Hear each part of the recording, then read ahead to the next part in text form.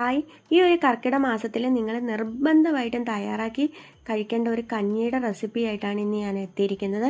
കുട്ടികൾക്ക് വളരെ ഇഷ്ടപ്പെടുന്ന ഒരു കഞ്ഞിയാണ്. രോഗപ്രതിരോധ ശേഷി ഉണ്ടാവാനായിട്ടും നമ്മുടെ സ്കിന്നിൻ്റെയും അതുപോലെ തന്നെ നമ്മുടെ മുടിയുടെ ആരോഗ്യത്തിനും നമ്മുടെ എല്ലിൻ്റെ ആരോഗ്യത്തിനും ഒക്കെ സഹായിക്കുന്ന ഒരു കഞ്ഞിയാണ് കേട്ടോ.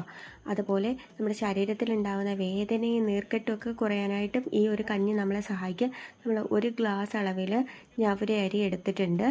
ഇനി നമുക്ക് അടുത്തതായിട്ട് വേണ്ടത് ഈ ഒരു ഗ്ലാസ്സിൽ അര ഗ്ലാസ് അളവിൽ ചെറുപയറാണ്. ഇനിയിപ്പം നമ്മൾ 2 സ്പൂൺ അളവിൽ ഇതിലോട്ട് ഉലുവ ചേർത്ത് കൊടുക്കുന്നുണ്ട്. ഉലുവ കൂടിപ്പോയാൽ നല്ല കയ്പ്പായിരിക്കും, അപ്പോൾ കുട്ടികൾക്കൊക്കെ കുടിക്കാനായിട്ട് മടിയായിരിക്കും. ഉലുവ കൂടുതൽ ചേർക്കണമെങ്കിൽ ചേർക്കാം.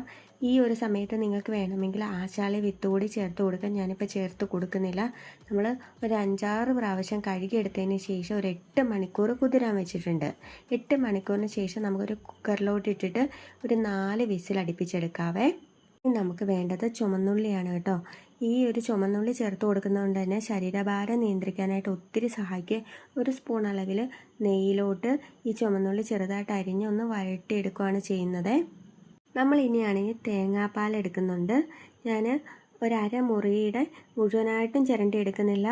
1 ഗ്ലാസ് അളവിൽ തേങ്ങാപ്പാലാണ് എടുക്കുന്നത്. നമ്മൾ വെന്ത് ഇരിക്കുന്ന കഞ്ഞിയിലോട്ട് ഈ തേങ്ങാപ്പാൽ ചേർത്ത് കൊടുക്കുക.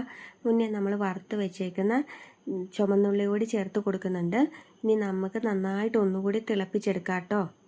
നമുക്ക് നന്നായിട്ട് തിള വന്നതിന് ശേഷം ഈ ഒരു കഞ്ഞിയാണെങ്കിൽ നമുക്ക് വാങ്ങി മാറ്റാം. ഈ ഒരു കഞ്ഞിയുടെ ഒപ്പം എന്തെങ്കിലും ചമ്മന്തി അച്ചാറോ ഒക്കെ കൂട്ടി കഴിക്കാം. മീനൊന്നും കൂട്ടി കഴിക്കല്ലേ. ഇനി നിങ്ങൾ ഈ ഒരു കഞ്ഞി ഒരു 7 ദിവസം കഴിച്ചു നോക്കിയാൽ നല്ല റിസൾട്ടാണ്. ബൈ.